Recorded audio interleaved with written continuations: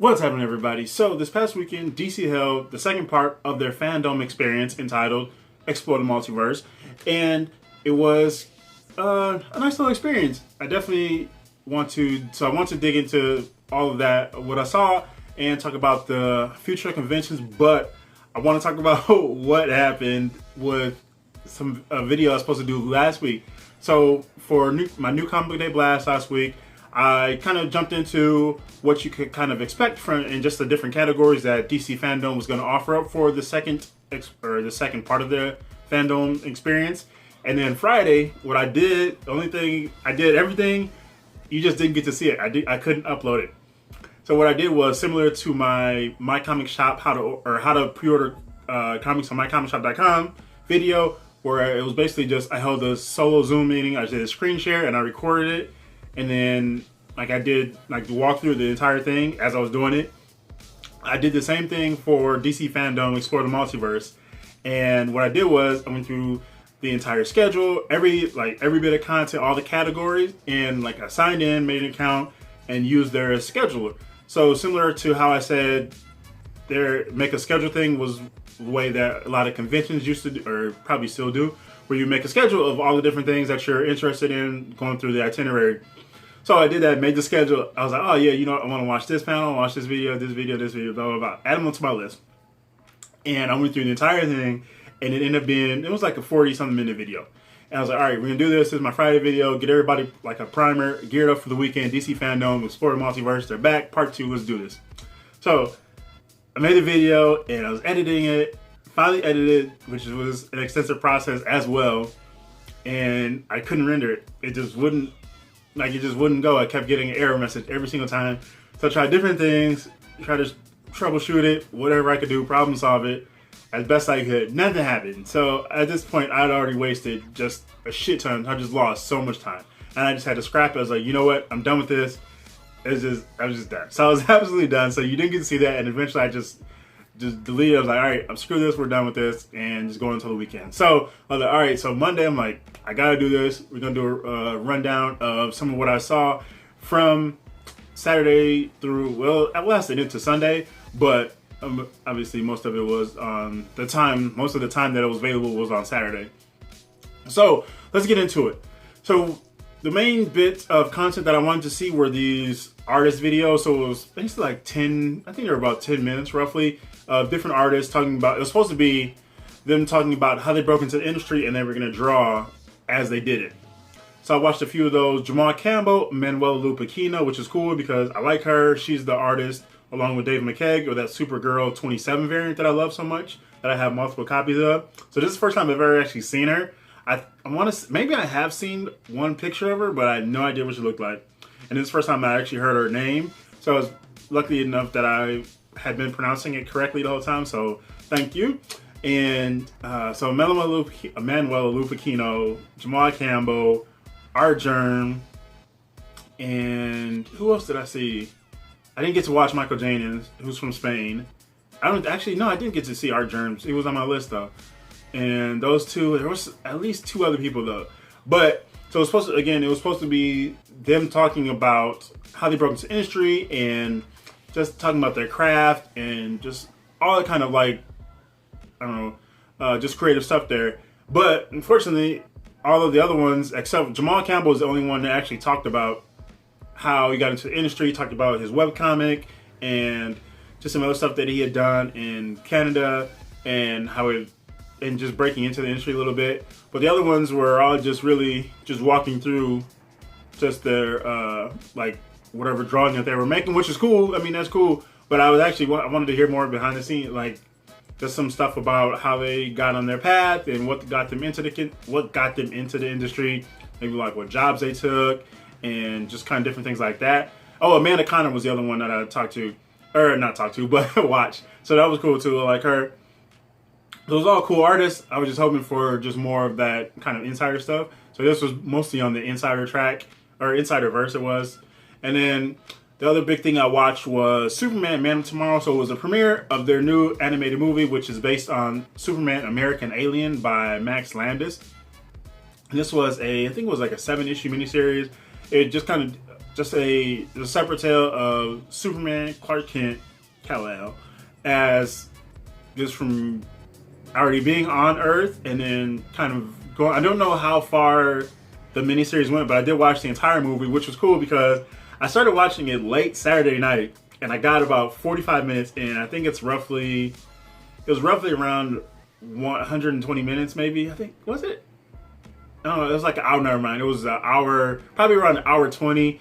It does say it wasn't like hour 28, but that was because there were intermittent ads throughout the video for other the DC movies, and then FanDome stuff, and then one for Superman Man of Tomorrow, which is kind of weird to place that in there when I'm already watching the movie.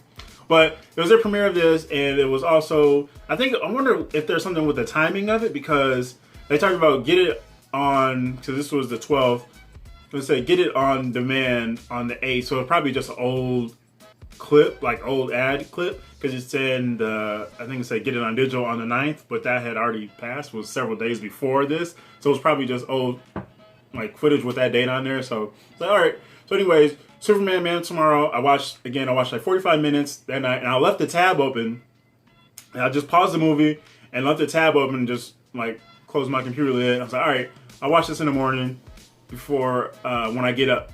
I didn't do that. I wasn't trying to get up. When I had to get up to go to work, I'm like, I'm not doing this. So I was like, all right. So I waited, and then when I got home, I was thinking, you know what? Let me see if it's still going. So even before I did that, I just checked my phone just to see if there's anything that you could access anything anymore. No, it was shut down. They shut that shit down. Which I mean, they already said they were going to do it at whatever time it was in the morning. So, but I checked my computer. I was like, all right, let me see. So it was still up. And I was like, oh, so I just pressed play, and it kept playing. I was like, oh, bet, so I can watch the rest of this movie. So I watched the rest of Superman Man of Tomorrow, and I would say I think I like the visuals, like the art design of it. I especially like the bold lines. So it definitely had a comic book feel. It also reminded me of Archer a little bit. If any of you are familiar with the FX TV show Archer, spy show, it kind of reminded me of that with some of the line work, the bold lines of it, and I was like, all right, that's kind of cool. Superman had a weird belt, but Superman, Martian Manhunter, Lobo's in there, Lois Lane, obviously, Lex Luthor, Parasite. No, I just want to talk about Parasite. This is probably going to be spoiler as hell. I probably should have put up a spoiler warning. I probably will in the video. But, when I edit the video. But Parasite, I did not like the look of him. I wasn't sure if it was Parasite at first. I was like, wait, is that Parasite? And they kept saying the Parasite. And I had to look it up. Like, I paused it and looked it up just to see, like, is Parasite in this story? So it definitely was Parasite, but it just looked like, he didn't look like, if you know what Parasite looks like, if you don't, just Google him. And he has, he does have a typically humanoid type form, which is cool. But it just he looks like somebody, like, but the creature that they used in the movie, it just looks like some random alien creature.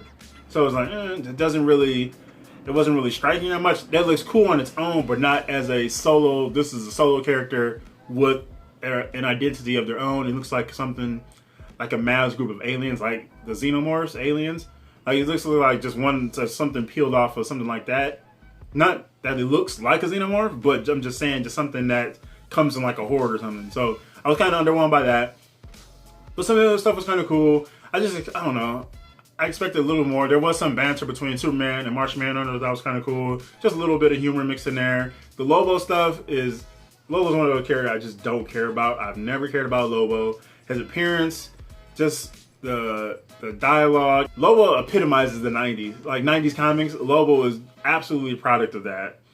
And that comes through quite well in Man of Tomorrow. But I don't know, it was kind of cool. You got Superman and the Kents, so he does interact with them, and he kind of comes out throughout. It's pretty cool throughout the video, honestly. Just Superman and then Clark as his Clark Kent identity at the Daily Planet. Some of it was a little bit of goofy, but I mean, that's Superman. So it probably depends on how much you enjoy Superman, and then you have Lobo, who was a big chunk of the movie, obviously. But Superman, Martian Manhunter, I thought that was cool. He kind of portrayed this one character, and he just kept popping up. I'm like, wait, who the hell is this guy? I have no idea who this character is. But then, like, he just used like just this human identity, and he was looking for Clark because he had already known that Superman was around. So he was trying to check him out. But then throughout the process, Superman is getting kind of exposed to the world. So Lois Lane is in the process of doing this expose on him, and we got all this other stuff with Lobo coming, and then the parasite creature that he makes through, I guess you could say an accident, because he wasn't trying to do him. It was just the dude just got caught up in that. So that was kind of different. I don't know Parasite's true origin, so I don't know how he became who he is. So I don't even know when the hell Parasite is last even seen in comics. If you follow Parasite and you remember when the hell he was last in comics, let me know. Drop it in the comments below. One of the other videos I watched was this kind of back and forth kind of trivia interview kind of thing, I guess you could say, with Jim Lee and either it was Serena or Venus. I forgot now. I was completely mixed up. But they kind of doing like a little trivia, and she talked about how she liked DC Comics, and you definitely saw her passion. And it's always kind of cool seeing that, because with just like random people in the world, you just never know like who's even into this stuff until you actually see it. So she was passionate about it, talking about some of her favorite characters and just things that she liked. And then both just talking about how it was an honor to basically kind of meet each other, even though it was just on video. And he started to draw a character of her, like her as a superhero, and then just kind of come up with different traits, like a power set and some of the visuals. And he said he was going to finish that up and send it to her. And I was thinking about just different, I think we're going to call her Venus. It's like, oh, like a kind of a character similar to maybe like the Anti-Monitor. So like a mix, or maybe like a step above or below, like something like that, in that range, I guess. So that was kind of cool. And there was a bunch of, Jim Lee, he answered a bunch of Q&As. There was quite a few Q&As up there about DC Comics and just certain things regarding some of it went to some of the publishing. Like, hey, when do you know, or what's it take to get a title going? He's kind of went briefly into like the evaluation process for greenlighting a series, basically. So I thought it was cool. And again, he answered a bunch of Q&As. I'm trying to think what else I saw. I was gonna make a note, like a notes as I kind of went along, but I was sorting comics throughout the whole time. So I was watching this video, watching all these videos, just dropping out and playing them. And I didn't even get through. I only got through like a small percentage of my schedule of some of the stuff that I wanted to watch. But overall, I thought it was pretty cool. The only other thing that doesn't quite make it is you're gonna have the mixed fan interaction of it, because you're doing it on a separate website. So it's not like you're immediately doing it where Facebook or Twitter, especially Twitter, would probably be the best place, but then the way you would do the content would be different. So that instant interaction and like fan connectivity and interaction amongst them, along with people hosting the event, was probably missing. But it's just kind of I don't know. I guess that's just the price of doing an on-demand kind of thing, online only, and you're doing it on demand as well. So you don't get that, but it kind of just takes it onto fans to just take it to social media. Again, specifically Twitter, I think it works best. And then you have people just say hashtag DC FanDome. So I was checking into that throughout the weekend, just kind of seeing what people were saying, what people were watching, and just kind of getting, trying to get people's vibes on it and like their opinions. So I saw a few things. Some people liked it, some people didn't. I think there might have been technical issues on Saturday morning, like early on. I think they actually tweeted that, and some people were actually tweeting about it as well. So I don't know what happened. I didn't end up getting into it again until late Saturday night, just because I got sidetracked with a bunch of other stuff. I had to run a bunch of errands and do some other shit, so I didn't get into it till late. So that's why I didn't get to consume as much content as I had hoped to. So I missed out on a whole lot of that stuff. But I did there was plenty of the news, and not even just from DC FanDome, but throughout the weekend, even I think on Friday, there was some other news that came out. So a lot of cool stuff. And so now I want to talk about what this could mean for the future of conventions. 2 weeks ago, I believe, I dropped that video for what conventions will look like in the future. And I think aside, without COVID, I think conventions probably could have used the adjustment, or could have been heading towards that anyway, the way they got blown up, and just people looking at the cost of attending. Like, exhibitors and artist alley and dealers, and every convention is going to be different. Every convention will have their own kind of pros and cons. Some are not pros and cons, but like their own types of highlights and hits. So some are definitely geared towards cosplayers and the fan experience. Some are heavy on dealers. Some are big for publishers, bringing publishers in, and artists alley, having a strong artist alley, and smaller press, more mainstream stuff, and the whole wildness of the certain dealers. Because if you've been to any sort of conventions in the U.S., you know what you're going to get from dealers. You're going to have comics, toys, anime stuff, some of which might not even be all legit. Collectible dealers, but then you're going to also get like the weird prop stuff that are like swords and other maybe fantasy elements that are just completely just all over the place. And then there will be just kind of random dealers like, why are you setting up at a comic convention? I don't understand. What is life? Who even knows? But this, I think, definitely bodes well for people just trying to, all right, you have all this content, what's the best way to do this? And it does safely, because let's be serious, we're going to be in this situation for a while. So how can we have to adjust accordingly? Everything's going to be different. So like you having this, especially the on-demand style where, all right, we have like the set time frame, here's all the content, you consume it as you wish, at your own speed, get in and out, don't have to worry about missing anything.